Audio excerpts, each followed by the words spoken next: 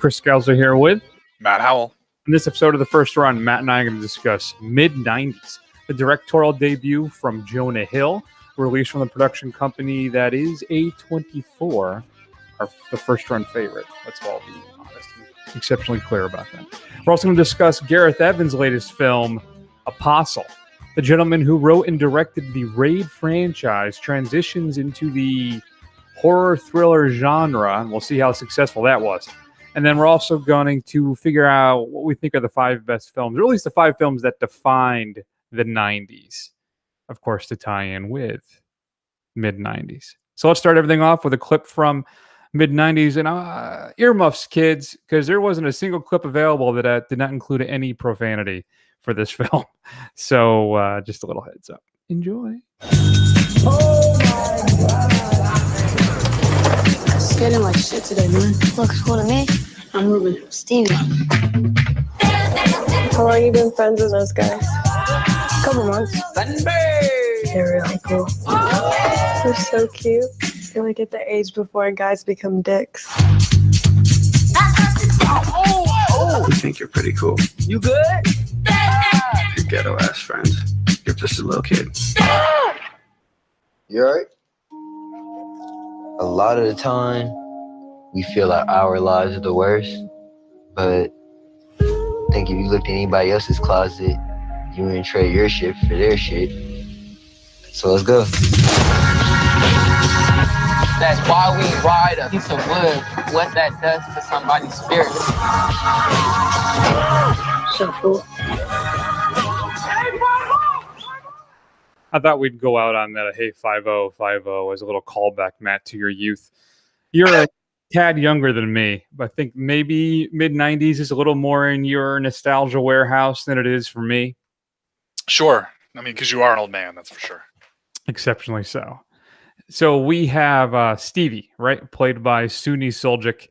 He grown up on the hard streets, on the mean streets, right? He lives in L.A. and with his mom and his brother, and they're just scraping by, and he hooks up with a group of skaters as he's trying to basically grow up and find himself and find out who he really is. He comes into the skate life, which is not something I did either. Were you a skater at all? Did you skateboard? No, I'm way too uncoordinated for that. Same here. Same very much here. So let me ask you about the Mid90s, Matt. Was this a startling debut of a new auteur or a stumbling attempt to create minimalistic indie Oscar bait? Is there a third choice? I think there's probably a third. You're welcome to insert one. Go right ahead. I don't know if this is the wondrous debut of an auteur, but I don't think it's either stumbling either. I think it's basically a kind of heartfelt little film made by a person who is been in the film business and has the means to do so, but not necessarily is feeling his way out. This definitely feels like a first film for sure. Mm-hmm. And if it wasn't Jonah Hill, it's funny because this, obviously this is a film about the Mid90s, and we're going to talk about this some more. But like honestly, this feels like a film straight out of the Mid90s. Like if you wait. So this film was set in the Mid90s, right? Are you sure?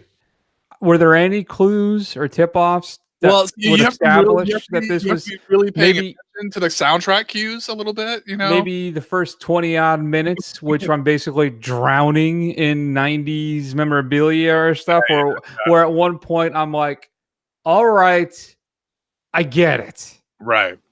I mean, and he makes a point, too, in interviews, Hills does, that this is not nostalgia porn. And listen, he does get past it after about 10, 15 minutes or so. But, man, the way this thing opens up, I feel like it's like a quantum leap thing where all of a sudden I was wondering what mission I was back to perform. Because it's just every shot is like just a screaming on fire, some kind of 90s reference. I mean, thankfully he eventually eschews this. But still, and embraces, I think, potentially maybe a thin narrative about this kid's there's just kind of year, maybe this 6 months, whatever it is, this time frame in this kid's life. But I think that's the point, Chris. I mean, right? I mean, sure. Whether it's a good point or not to make, I mean, that's certainly up for debate, which we are doing so right now. But yeah, this is a movie that doesn't really have much of a plot. I mean, saying it has a skeleton of a plot is pretty generous, but guess what? This is this kind of film that everybody used to get so excited about in the 90s when independent film was kind of like these navel gazing kind of slice of life kind of films. Everybody thought they were fantastic, and we couldn't get enough of them until we realized, oh wait, they're all kind of the same. So is this some kind of I mean, that's what this is. So I can't tell if it doesn't strike me as nostalgia, but it seems like he's kind of like trying to put that in that frame of reference to where he's trying to, like, I don't know, emulate it, or I make fun of it. I don't know really what he's trying to do. It's like he took one of those films and just planted it right here and said, here we go. That's fine. Listen, yeah, I mean, I feel like this is like vintage Linklater early Linklater attempts here. When I talk about, I don't have any problem with a slice of life movie where there's no real narrative arc, right? I don't have a problem with that. What I do have a problem with, though, is very thinly dressed characters. And I really feel that there are, perhaps one too many plot points introduced in this thing. And then B, how the rest of the characters that Stevie interacts with are just kind of, they're not fleshed out at all. We don't really find out. There's supposed to be this impactful moment near the end of the film where him and Ray have this conversation behind the skateboard shop.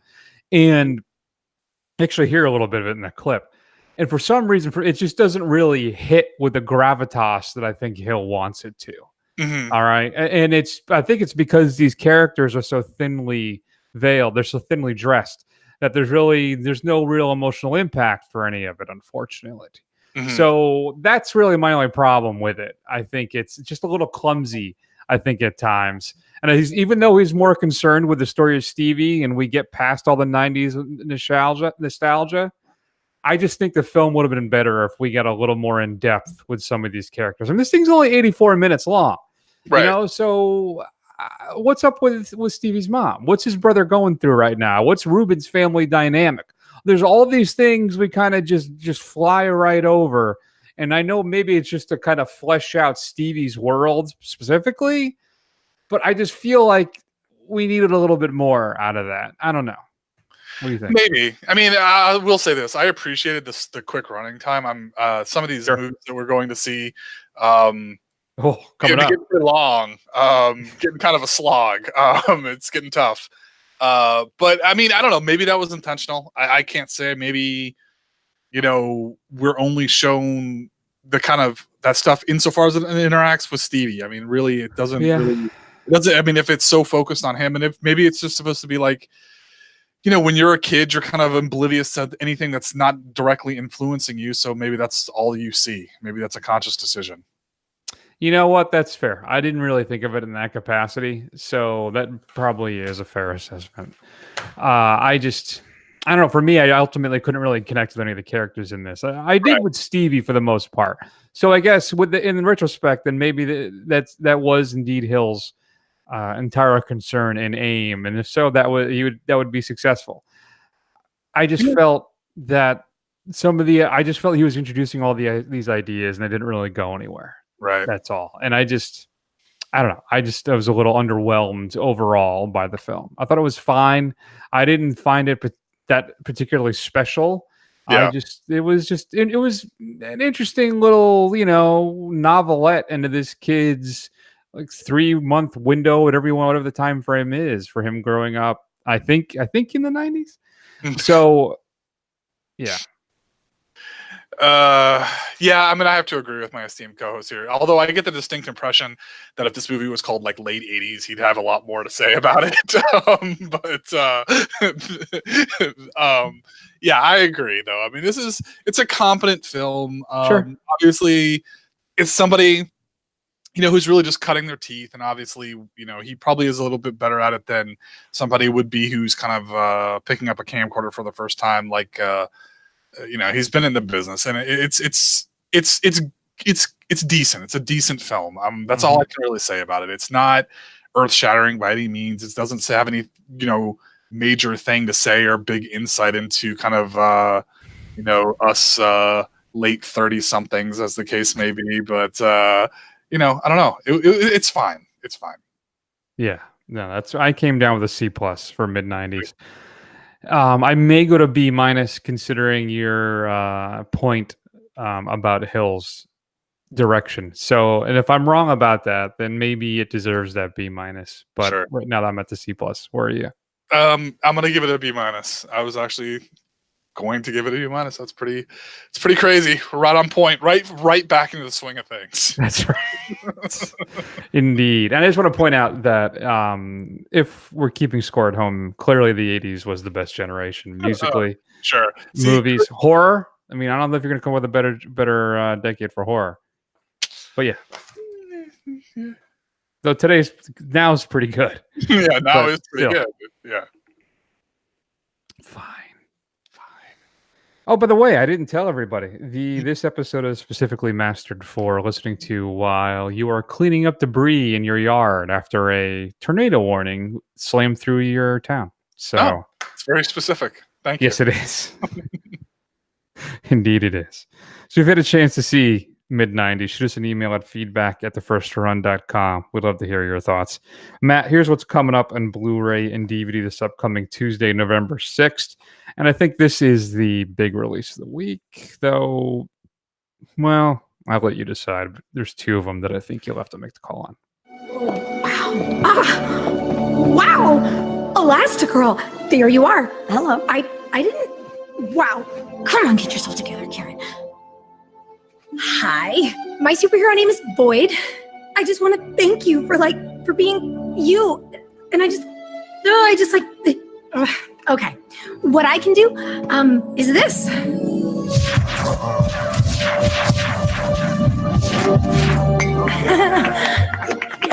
That is impressive. Very interdimensional. I felt like an outcast before, but now with you being you, I feel like yay me. And then, of course, there's Incredibles 2 coming out on Blu-ray and DVD this upcoming Tuesday, November 6th. Best Buy, you get a Steelbook. Target's got a filmmaker gallery and storybook. Includes an all-new mini-movie called Auntie Edna. 10 deleted scenes with introductions and some other commentaries and featurettes as well as some outtakes. So it's Incredibles 2. Matt, also being released, Black Klansman. Good one. So what if you had to choose between the two? Which one do you think would be the big release of the week? What's the better film for you? For the better film for me or the big release of the week? Well, the big release for the week is obviously The Incredibles 2 because it has a much broader base. Let's just say I'm not going to be putting Black Klansman in front of my 7-year-old, right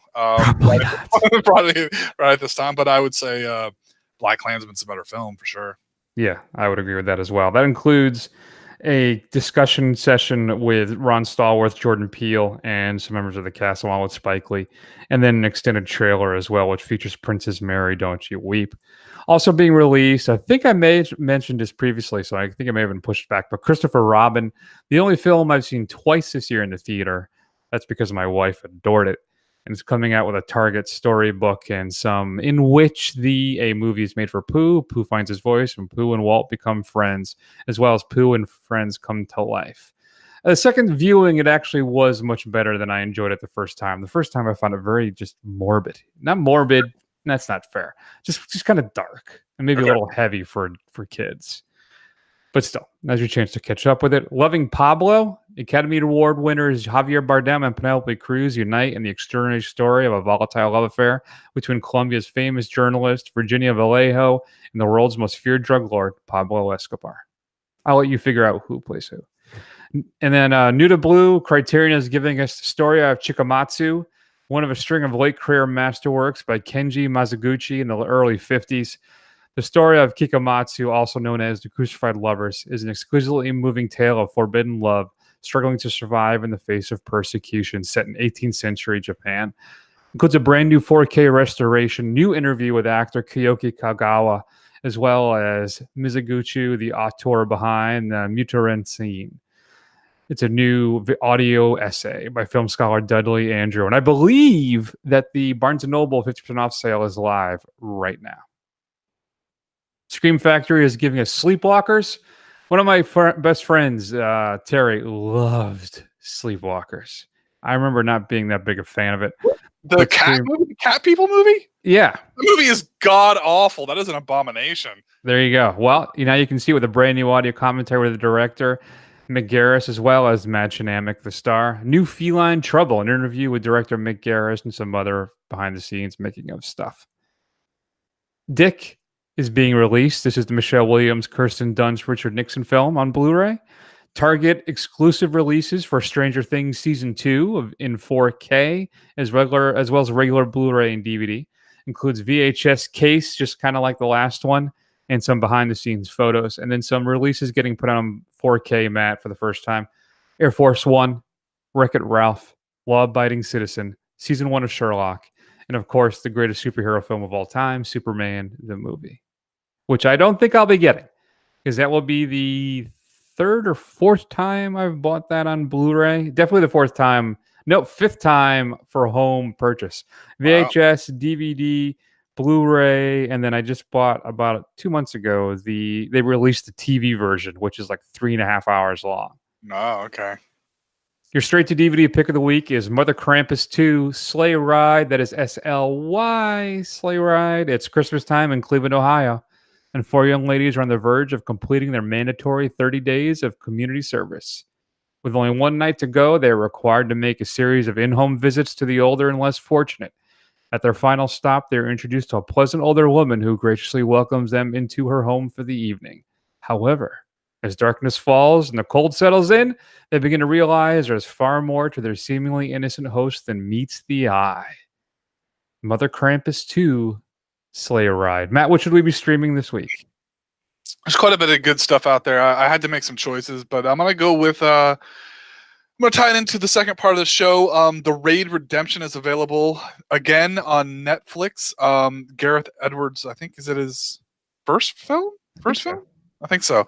But it's basically the story of a policeman in Indonesia who goes on a raid of a drug dealer's den with his compadres, and he gets separated and he has to fight his way through floor by floor to try and get to the big boss. It is some would say one of the best action films ever made, and it is absolutely fantastic. If you have not seen it, check it out. The Raid. Yeah, bone-crunching martial arts. It's one of those movies where you're watching, you're like, oh, God, oh!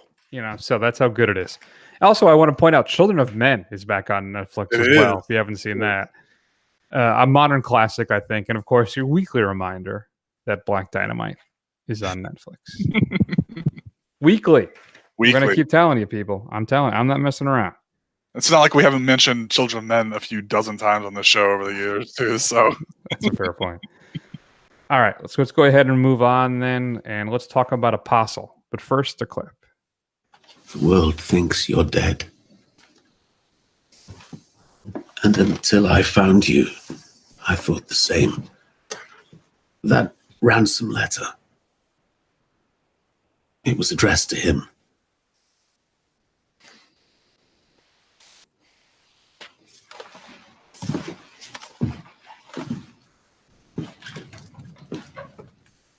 Look at him. He's broken. He lost. Doesn't even know you're here, let alone that she's gone. Whatever ill there is that stands between you and him, not your sister. She needs you, Thomas. Now more than ever. So can you flesh that out a little more, Matt? What is Apostle all about? Oh boy, you always get me with the tough ones. So I'm going to start. I'm just going to keep it at a high level here. So Thomas, it's the early 1900s, and Thomas, he comes home at the request of his family because his sister has been kidnapped and is being held for ransom by a cult on a remote Welsh island. So he decides to go undercover as a recent convert to try and rescue her. And weirdness ensues. And as the classic film says, chaos reigns. Exactly, yes. All right, Apostle. Let me ask you, Matt. Searing indictment on isolationism and the power of delusion, or failed attempt to reimagine the Wicker Man? I'm going to have to go with the latter, personally. Okay. This thing's long, Chris. This thing's long. It's real long. And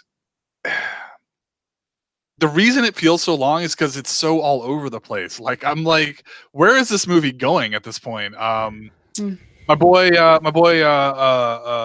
Dan Stevens, you know, of Legion fame, of The Guest fame. That guy, I barely recognize that guy from The Guest. I mean, I'm very impressed with Dan Stevens in general, but yeah, I don't know. I just really didn't buy. I couldn't really get into this story. I mean, it's not scary. It doesn't have a lot of tension for me. It's just more of a kind of a passive viewing experience. I couldn't really connect with this film. I don't know why.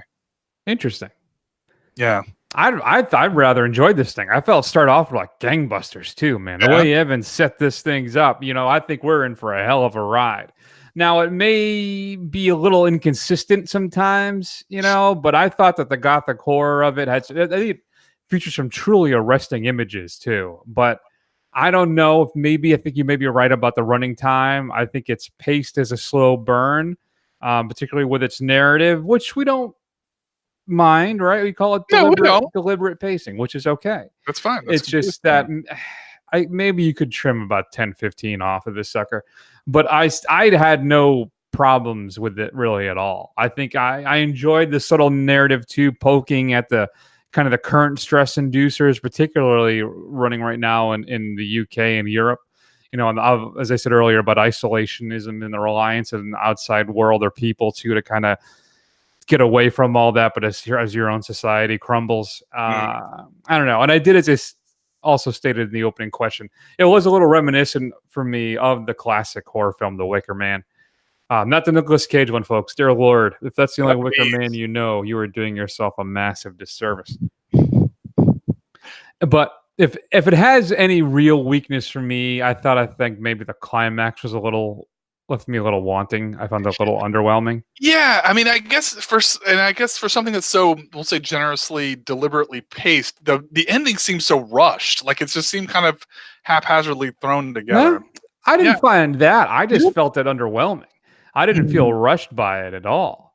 Yeah, I don't think. Yeah, I honestly, I felt like we got to a tipping point, and then just all of a sudden, just starts. You know, Gareth Evans is just rushing to a conclusion. Again, I don't know. It just doesn't feel earned. I'm sorry, Chris. I don't agree with you at all with that. I think it's not so much about earning a rushed conclusion as I felt like that's so funny because I think like I felt like it kind of just petered out at the end, really. It's so much instead of so much as, all right, we set up these dominoes and bam, we got to end it. Sorry. Yeah. Well, I think that. I don't think we're saying different things necessarily. It's kind of like he opens the floodgates and then he kind of runs out of steam and he's like, okay, there it is. That's the end of the movie. All right. So it's like, okay, thanks, bro. Yeah, I don't know. Listen, it doesn't have the visceral impact that the Raid films do. Okay, but I still think it maintains a healthy amount of intensity for me. I did enjoy this thing, and I liked how, in the end, right, the way the third act works or the final act works is that the horror of man is more terrifying than the whatever that thing is that's maintaining the life and the crops, whatever the case may be, right? The witch or whatever. Right. So I think that he mostly successfully marries these different horror tropes in making this cult film. Is it a great transition from the martial arts Raid films? Yeah, no, it's solid, right? I'm giving this thing a B. I did enjoy it, and I think it's worth checking out. But it doesn't have that punch in the gut like the Raid movie does. I will confess, after the Raid movies, I could not wait to see what Gareth Evans did next. Right? And I'm not as super stoked about it as I would have been before. I'm still curious, and I'll still follow his career just because those two movies are so damn good. So I felt this was a step down, but not much. And as gothic horror kind of does, and really, let me put it this way. I think the thing is worth seeing for me, particularly too for Dan Stevens' performance. Especially with like in The Guest, which is a good film. Yeah. It's okay. But Stevens was or I hate using this term, but it was a revelation for me in this. I did not think this would be something that he could pull off, but he does that crazed kind of guy thing pretty well. I think there's a big step forward for him in this film, and I was very impressed with him. So I'm giving the Apostle a B. So you haven't been watching Legion, huh? No, I haven't. I watched the first 2 or 3 episodes of season 1, and it just fell to the side with me. I don't know, whatever life, but I did not finish it. So yeah, it's a really interesting show. You should catch up with it, especially if you like Dan Stevens. So, but I digress. I can't agree with you, Chris. I did really enjoy the Raid films. I think this is, look, you want to see a Gareth Edwards horror film. You want to see a cult film that he did that was better. Go watch VHS 2, watch Safe Haven, and there you got everything you need in a nice 10-minute package of all the of something that's really tight and controlled and shows that he knows what he's doing. I think he just got. That's true. I think he just got too indulgent and just kind of. I think he could have tightened this thing up. I mean, a horror film. Look, guys, I'm of the opinion that horror films, if they're going to be longer than 90 minutes, they got to be really solid of what you push past that first 90-minute mark. And I don't think he really succeeds with that. I think this is a little more than a little overlong, and I think it really suffers for it. I'm going to give it a C, just because I just think it's a little. I don't know, the extra weight on it really drags it down. I just think the set pieces is some really interesting shots in this thing, and the introduction of the thing, whatever she is, but then again, how it kind of takes that left turn in regards to the cult and the interworkings of the whole thing. I think enough of this thing worked for me to make it enjoyable and to recommend it. Though I will admit, Safe Haven is superior and is about a quarter of the length, if not less. Yeah, exactly. That's a taut 10 minutes right there. Just check that thing out if you haven't seen it, because it's good. Yeah, it's probably the best thing about VHS 2. Oh, hands down it is. Yeah, by a country mile, yeah, for sure. So, all right. Well, that's not bad. We disagree, but it didn't get. I think because I wasn't super married to Apostle. Yeah, I think the soundbite of this is I liked it, but I'm not now super stoked to go see what next. I mean, I'll still check it out, but I'm not. You know what? The Raid films, Safe Haven, and then Apostle is solid. It's, I think I do agree that maybe it's a little larger, and he then it just maybe just got away from him a little bit. But yeah, I'm just so tired. Okay. So if you had a chance to see Apostle, shoot us an email at feedback@thefirstrun.com. We would just adore to hear your thoughts all about it. And now it's going to be another top 5, because that's what the kids all like to do nowadays. We're going to figure out what the 5 best film, the 5 films that defined the 90s, right, Matt? I can't imagine our lists are going to be that different. Yeah. And normally when I play a clip from a movie, it means because it didn't make the top 5. But I haven't played a clip from this thing in so long, if ever. It had to get its due. So enjoy. Let's hear it. Double down. What? Got an 11. You always double down on 11. I know, but it's $200. Like, it's blood money. Like, you gotta double down. I can't double down on it. Mike, if you don't look like you know what you're doing, then what's wrong? Shut up. I don't look like you know what you're doing. For a second. I'm telling you, if you don't look like you know what you're doing. Make sure to stay. Double down. It's nice. 18, good. 18's good.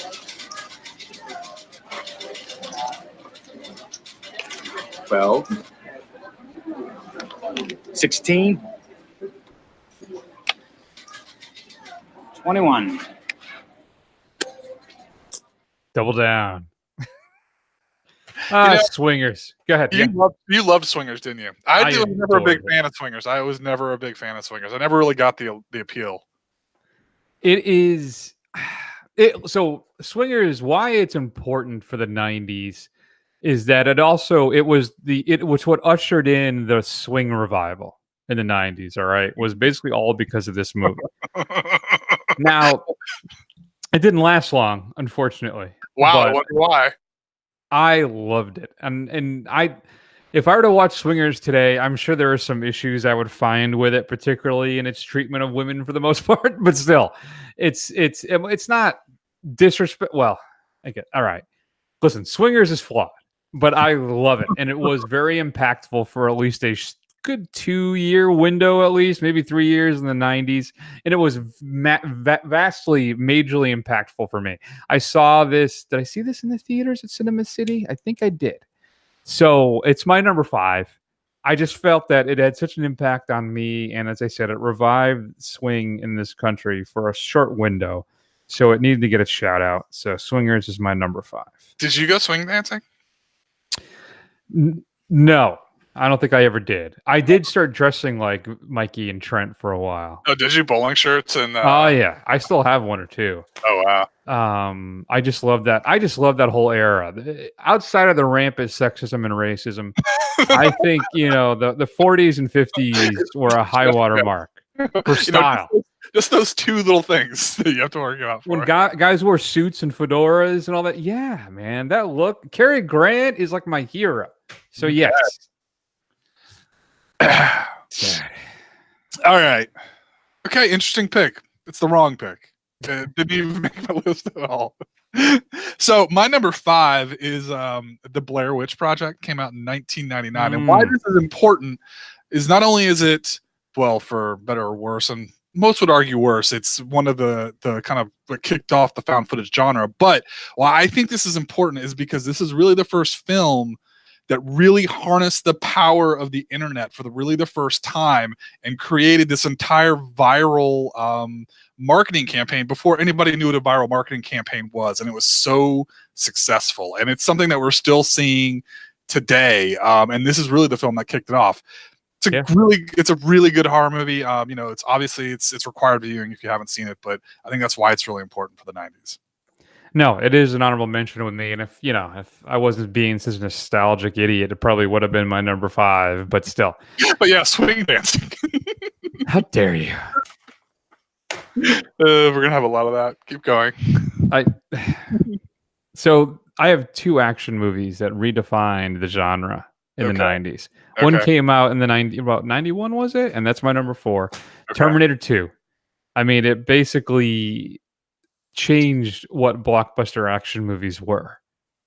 And it's one of the more I got a subtle, not really a Twitter argument, with discussion with somebody today about Avatar and how, culturally insignificant it is.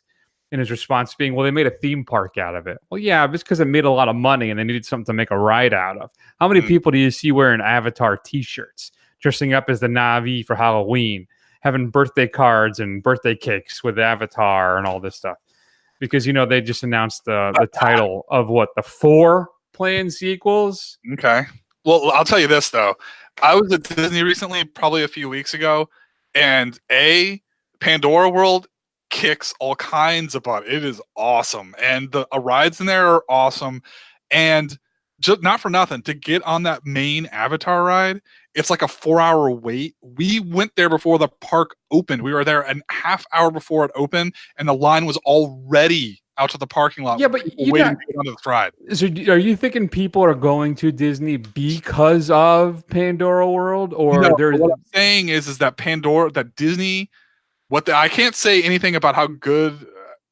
I'm pretty sure the movie, if they're anything like the last one, the new ones are going to be bad. But I'm saying that because of what Disney's doing with the Pandora World, I can see it giving more oomph to the ones that come out later. And they're not going because they like it. They're going to be more interested in Avatar because of what Disney is doing with it.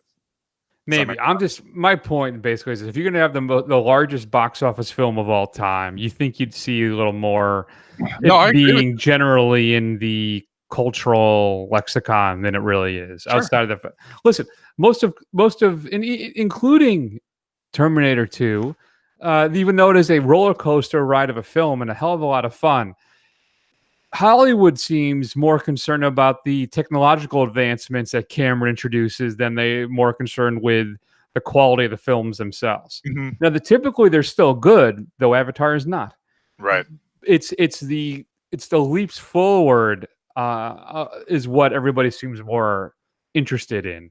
I mean, and we can basically blame Avatar for the 3D relaunch. Like you can blame Swingers for the the swing reintroduction. 3D basically is because of Avatar. So yeah. Well, I hey, you're preaching to the choir. I didn't even like Avatar when it came out. I mean, No. I think when we went and saw it for the show, that's how long the show has been on the air. I was the only one who didn't see it in 3D. Episode 2 or 3, yeah. Yeah. Go ahead. I'm the only one who didn't see it in 3D, and I was like, this movie is terrible. And you guys were like, but, you know, the 3D. And I was like, nah, like, dude, watch this thing and not 3D, and it is like the worst movie you've seen in a long time. So, yeah. Unfortunately, I think James Cameron, I'm going to go out on a limb here, and I'm thinking that as much as I adore some of his work, I think his best years are behind us. So I don't think we're going to be getting anything else that's great out of that man. We'll see. I mean, I'll probably get my AARP card before we start seeing these Avatar films. Yeah, but seriously. My number 4, though, is Terminator 2, which is just, it still holds up to this day. It is a hell of a lot of fun. And it, as I said, it redefined action movies going forward. So go ahead. All right. My number 4 is the first and last time I will acknowledge that this film exists on this show. It is Star Wars: The Phantom Menace. And the reason I picked this as number 4 came out in 1999. This is the great lesson of be careful what you wish for. This is something that can obviously... it's everything that's wrong with fandom, as we're seeing that. Maybe it's just Star Wars fandom in general because we're seeing it progress in a different way with the current films. But this film is just, it's a punchline. It's something that it makes you wonder that if something that was so adored, is it really that good in the first place? And what made it good in the first place? Because this thing was so hyped and everyone was so excited for it. And I don't care who you are. There's no one who can tell me that this film is not an absolute train wreck. And I can't stand anything about it. So it's the great warning sign of the 90s of be careful what you wish for. And obviously, franchise, there is such a thing as franchise fatigue for sure. Interesting. There was an interesting angle to tackle that with. So kudos to you. I was all excited to jump all over you. And then the way you framed it, I'm like, no, yeah, that makes sense. My number 3 then is Matrix. And the Matrix and the introduction of bullet time, and that unfortunately changed action movies for quite a while as well, where you started seeing that all over the place. And then we got the 2 middling sequels as well, but still that first one, man, when that just the integration, right, of the special effects and computers, which in the internet and all that thing which was blowing up at the time, you kids don't realize what it was like back then. But still, and then so it's just Matrix. I think has to be on this list. It's my number 3, and it redefined action and science fiction and gave us bullet time. So there you go. There you go. All right, so my number 3 is the thing that kicked off basically computer animation as we know it, and kind of signed the death warrant or rang the death knell of 2D animation. That's Toy Story. 1995, Pixar's first film. Not only did it introduce the world to Pixar, and it's basically been an unstoppable juggernaut ever since. It basically, like I said, it killed 2D animation. It showed what computers were possible, and obviously, the story still holds up. But if you go back and watch it today, it's almost laughable how far along the animation has come since then. But it's still a solid film that the story still holds up today, which is to its credit. Yeah. For sure. No, that was an honorable mention for me as well. My number 2, I think, is prior to No Country for Old Men, I think the most widely beloved and accepted general mass audience Coen Brothers film, and that's Fargo. Okay. Fargo was a huge film at this time, and it really, I mean, everybody knew the Coen Brothers previously with like Blood Simple and Miller's Crossing and all that, but I think it was really Fargo, then the Miramax push that pushed them over the top. And I just think when you think of the 90s, one of the first films that pops in my head is Fargo. And it's darkly black comedy. It's hilarious. It's violent. And Frances McDormand is just a national treasure, and she is fantastic in that thing. So it just, for me, whenever there's a few films that which basically the ones on this list, a couple honorable mentions, when you say, oh yeah, what are some of the best films of the 90s? Fargo's coming up. So it's my number 2. Fargo is a great film, although it does. I know a lot of Minnesotans and Wisconsins who really hate that accent and just will fight you if you think that they sound like that. But anyway, so my number 2 is a bit of a cheat. Chris already mentioned one in Terminator 2, Judgment Day, but I'm going to go a step further with that. Also, is Jurassic Park. Now, these two films really showed what was possible with computer animation. Now, obviously, T2 with the T1000, it kind of blew everybody away. But when Jurassic Park came out and it showed that you could make a realistic looking dinosaur, there was nothing we'd ever seen like that. I cannot overstress enough how pumped me as a, however old I was then, preteen, tween, early teenager, however old I was when that came out, I was absolutely blown away. I cannot overstate its importance of what it kind of showed that it could be. And we've never really looked back since. So, I mean, I think Jurassic Park and T2 really kind of kicked off what moviedom is today. No, I think that's true. That's very true. Jurassic Park was an honorable mention for me as well. Wasn't my top 5 for quite a while as I was putting the list together. But you're right, I was 18 at the time, but still seeing the dinosaurs on the big screen, that thing, that and Terminator 2 are two of the best roller coaster ride movies you're ever going to see. So, no, that's a good pick. So I think we have the same first number 1. I think we have the same number 1. I think so. I'll be shocked if we don't, but go ahead. So I remember how old was I? I was 18, I guess. Maybe 19. I think I must have been 8. Right. Either way. The Berlin Twin Cinema is still open. I don't know if you know for the Berlin Twin. It was across the street in North Haven. In Berlin. Get your head together, Chris. Across the street from the Showcase Cinema in Berlin. And what they would do is, for 99 cents, you would be able to see the movies that were in the Berlin Showcase. Basically, a week after they, once they left the big one, they'd go to the 1-2, and you get to see them for $1. And Matt, that's where I saw Pulp Fiction. And I was absolutely blown away by that thing. There are a few moments in your life where your view of film or just media or pop culture or whatever it is changes. The first time I heard David Bowie's Low, my life changed, right? The first time that I saw Charlie's Angels and saw Kate Jackson and Sabrina, my life changed. But for me, the same thing too when I saw Pulp Fiction. It just changed the way I saw films. And I just instantly fell in love with it. And it also influenced how many Pulp Fiction, let's be polite and say, homages did we see after that thing? There's just an instant classic. Yeah, it's my number 1 too. I mean, obviously, when you proposed this list, I said, "Well, Pulp Fiction's obviously got to be number 1." It's the quintessential '90s film. I mean, when people talk about films of the decades, if anybody tells you that Pulp Fiction is not the film of the '90s, they don't know what they're talking about, because that is absolutely the quintessential '90s film. I can't really say anything better about it. I thought it was an absolute revelation to me, and it still makes me angry. I can't tell you, as a young lad of however old I was, 13, 14 years old, how angry I was that Forrest Gump had the gall to beat out Pulp Fiction for Best Picture. And let me tell you, folks, Forrest Gump does not hold up. Forrest Gump is not that good a movie. There, I said it. Pulp Fiction for the win.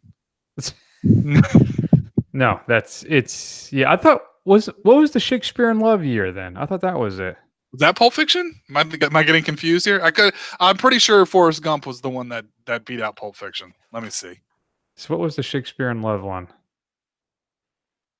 I'm blanking on it. Let's see. Let's do this.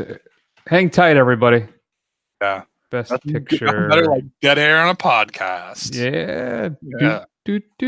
1994 Best Picture nominees, and you have. Wait, what? It's not even there. Was it? I thought it came out in '94. It did. So it'd be 1995. They come out the year after. Oh, right. No, yeah, you're right. Forrest Gump. Mm-hmm. So what was Shakespeare in Love then? What did that beat out? That was such a big deal. So that was the 71st. 1999 Oscars. Oh wow, was it that far? Yeah, you're right. 1999. And it beat, what did it beat? That was such a big deal. Oh, Saving Private Ryan. Oh, yeah. All right. Well, I'm an idiot. Pulp Fiction for the win. Easily. Other honorable mentions, you said Jurassic Park, Forrest Gump. I did include it as an honorable mention. I mean, was a big film in the 90s. GoldenEye, the relaunching of the James Bond franchise after being dormant for years. The TNT perennial favorite, Shawshank Redemption, Silence of the Lambs, Big Lebowski, and Goodfellas, as well as, you said, Toy Story and Blair Witch. Any others? That you didn't mention. Clerks. Did you say Clerks? No, I didn't. Yeah, I'm actually kind of surprised. Wow. Clerks, and then I guess anything. The only other thing you didn't mention, I would also mention, is Clueless. For better or worse, it developed a bunch of new words for the lexicon. Yes, it did. No, that's good too. I'll take that. Accepted. Okay. Titanic. Yeah, it was big in the 90s. Yeah, big in the 90s.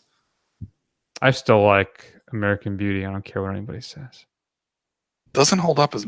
I never really liked American Beauty. I'm saying Sixth Sense. Sixth Sense is another one. Man, if you remember, you can't spoil the ending of the Sixth Sense. Yeah, listen, that's the year I ran a movie theater and that thing came out. Yeah, that was awesome.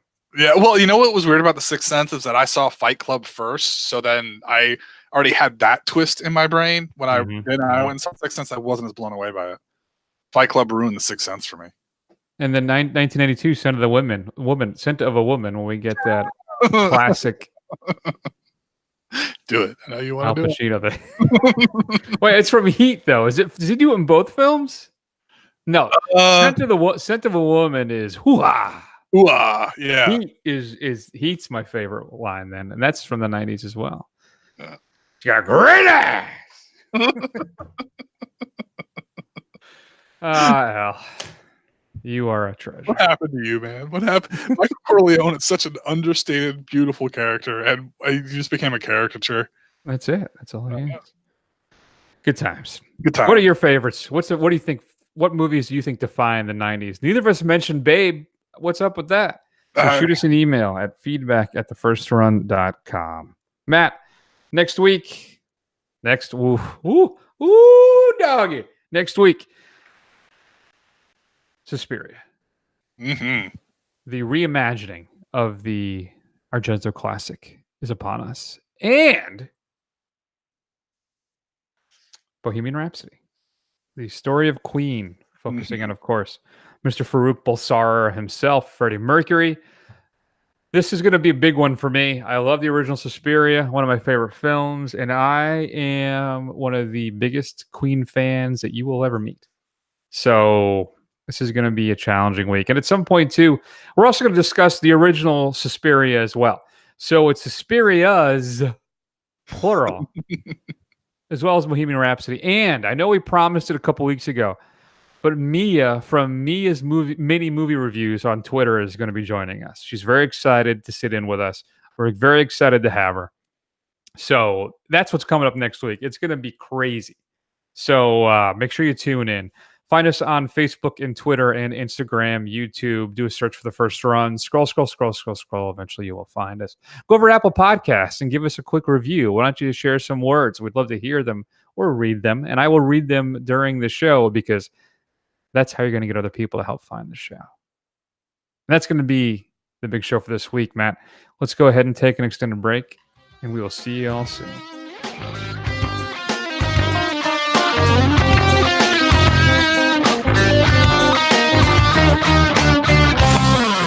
Our little boy is all grown up tonight. You know what, big boy? You're grown up. You're grown up.